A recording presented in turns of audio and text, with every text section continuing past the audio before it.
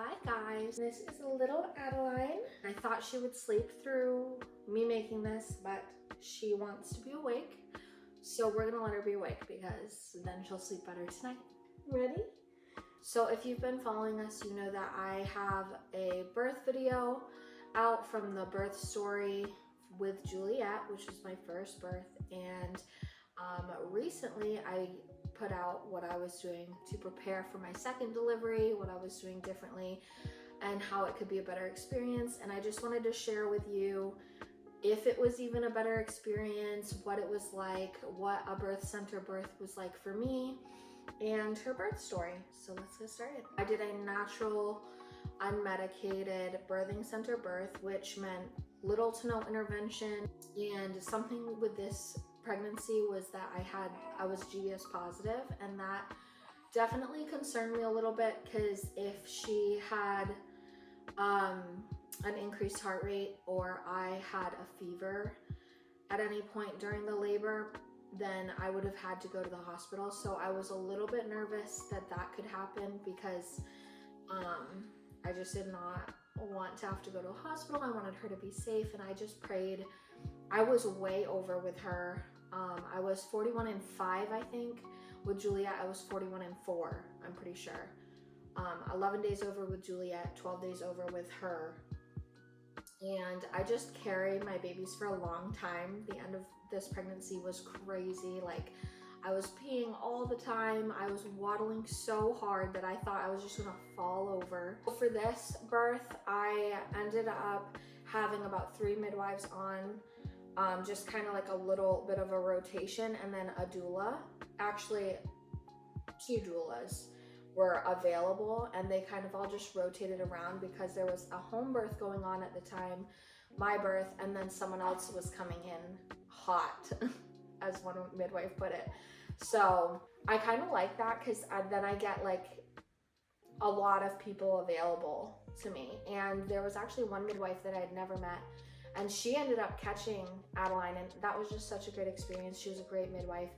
The birth center I go to is phenomenal. It's more like a birthing resort, I think. Like, I know that all birthing centers, I think, are like, they have a kitchen and a bed and stuff like that, but I love the people there. I love the center. And then of course Jacob was there. So we ended up packing the house, like kind of putting things in their place and packing all my stuff in the car around 5 a.m. on February 5th. I started feeling contractions around 2 a.m. after I had to go to the bathroom. And I texted her, because we live quite far from the birthing center and I didn't want to miss anything, of course. So they started picking up, and she was like, we should have you here. I was scheduled to have an appointment to check in, obviously, like heart rate and everything, the very next day anyway. So we were like, if it's not truly labor, I'll just do my appointment and then go back home. We waited for my mom to come so that she could watch Juliet, and then we packed up in the car and left around 7 a.m. to get to the birthing center. Got there around 10 or 9. We must have gotten there around 9. And we definitely made stops for food before, because I was gonna eat breakfast. I got a smoothie bowl. That was like another big thing, is I was like, I'm gonna eat every meal I can up until obviously I'm delivering, because I want the energy and I want the food in my stomach to help me get through it. So I ended up eating all 3 meals. I had a smoothie bowl for breakfast. I had wings for lunch, which I had wings for when I was giving birth to Juliet too, like when I was at the birthing center. And then I had Chipotle for dinner. And then, yeah, I just was like, I'm eating all my meals. Like, I do not know how long I'm gonna be here. With Juliet's labor, it was like well over, it was like 24 hours or a little more. So I was like, I don't know how long I'm gonna be here. I need to eat. When I got there, I was like, I am not leaving without this baby in my arms, because I was just so pregnant, so waddling around, so over being pregnant, which I never felt that with Juliet, but this time I was just like, and the anxiety of like, everyone knows your due date, which I forgot that I told myself I would never share my due date again, because it's like, once your due date comes and goes, everyone's like, still no baby? Like, wow. And it kind of like starts giving you anxiety, because you're like, I don't know, like my midwives say it's fine to go over. And I knew with Juliet it was fine, and I kind of let those comments slide a little better. But this time I was starting to get anxious. I was like, this is my second baby. I thought she was going to come sooner. So that started giving me anxiety, and I had to pray to contain that anxiety. And I was like, Lord, she's going to come when you want her to, when she's ready. I kind of learned like there's not really something you can do to induce labor naturally. Like they send a hormone when their bodies are ready to show up. And I knew that I didn't want to mess with that. I wanted her to be, as long as she was healthy, I wanted to wait for her timing. And so it was really hard. I had to pray a lot about just not having anxiety about that. So when I got there, my midwives had me take tinctures because I told them, I'm like, I'm not leaving without her in my arms. So I might be here a couple days, but she's got to come. And so they had me start doing tinctures and like acupressure methods to kind of try to, you know, progress the contractions because they had already started. So they were like, let's just see if they keep going. Once we got to the birthing center, my contractions slowed down. It was also, the sun had been up. So, you know, the midwife said that labor normally slows down during the day and will pick up whenever it's dark. So that could be early morning or obviously in the evening. So they picked up again at 4 p.m. So I think I started being in like really active labor around 4 p.m.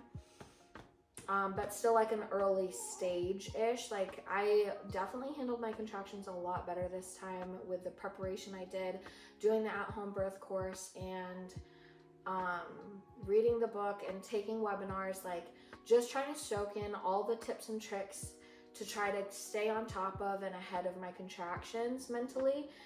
So I actually did a lot of it kind of on my own in my head. Whereas last time I needed Jacob physically there for every contraction to do counter pressures because I was just freaking out. I was like dying. This time I was like going through it, swaying, moving, doing all the things that I knew progressed labor and like helped your contractions be efficient and effective. That's all I knew that I needed to do this time. I was like, whatever it is, the pain, I just need to accept it and let it go. So that I can just have this baby quick. I ended up using my labor comb a lot. It had like a little strap on it. That was my little buddy. And then warm showers really helped my back, and some counter pressures. There was a doula there who was like phenomenal with counter pressures. And if you've ever had a midwife, their strength is crazy. Like they are so strong. So I had her more towards the end when it was getting hard, and then Jacob would help out with that. The tub wasn't as comfortable to labor in because I couldn't get in like a good position. I hated just like sitting there. I tried the TENS unit this time, and I felt like it was like what you might imagine electric eels to be shocking you on the back. I don't know. I cannot confirm that officially because I've never been stung by electric eels, or shocked by electric eels, but I just was like, I am now having a contraction and getting shocked. Like, this is not fun. So my midwife was like, okay, we're not gonna do that anymore. Like, clearly that's not helping you.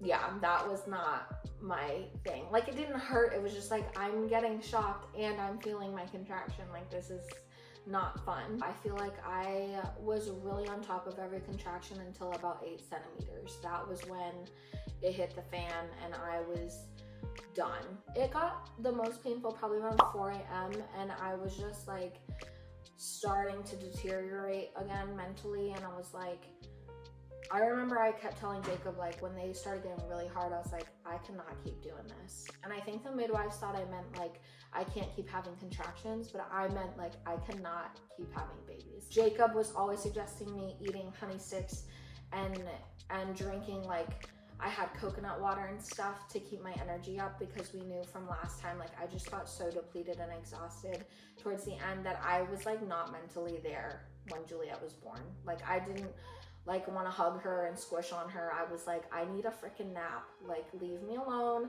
Someone take this baby. I gotta sleep. But with Adeline, I was like, I want to be awake. I want to be alert. I want to know. I want to hug her. I kind of thought I wanted to catch her, but in the moment I was like, I do not care about catching her. Like, I just need her out of me. So I ate oatmeal right before I knew I was gonna need to push. And I probably started pushing around 5 or 5:30-ish, because my pushing only really lasted about 30-45 minutes this time, which was, I was so thankful, because it was so much harder in that sense that I was aware and awake. Whereas with Juliet, it was so extremely hard because I wasn't even with it, and I was just doing whatever I could to survive. But this time I was alert and aware and was feeling it. So both of those are just not great, but I was there mentally. I was happy when she was here. I was actually like functioning, and it was 6 a.m. The last verse I read in labor was actually Psalm 30 verse 5. Weeping may tarry for the night, but joy comes in the morning. And I had actually tried to read Psalm 29, because it in Psalm 29 9, it says, the voice of the Lord makes the deer give birth and strips the forest bare, and in his temple all cry glory. And I just loved that verse, because I was like, he makes birth happen. Like, in his time, that would like soothe me while I was pregnant. And I was like trying to find that verse while I was in labor, because I was like, it'll just remind me that God is in control. He knows how it works. He designed it. And she came in the morning, and I just think that is so sweet. And it's so funny, because Jacob actually told me later, he was like, I almost thought about like saying we should change her name to Adeline Joy.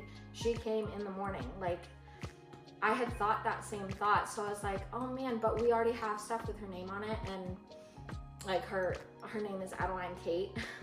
I was like, if I'm doing this again, I'm naming her after me. And so yeah, but I think the tattoo we're gonna get for her, because we got jelly beans for Juliet, and I think we're gonna get joy with like the O as the sun for Adeline. So Adeline was born at 6:03 on February 6th.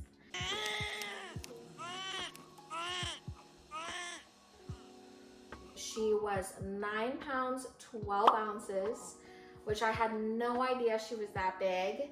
I had no idea she was that chunkies.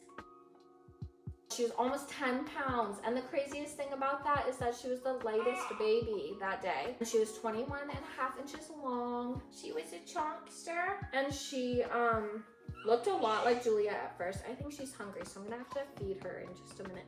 But yeah, so then after she was born, you know, you do all the things, the placenta. I ended up having to get a shot of Pitocin for my bleeding, because they said that I had like a low-lying placenta, and my bleeding just kind of was a little bit more than they wanted.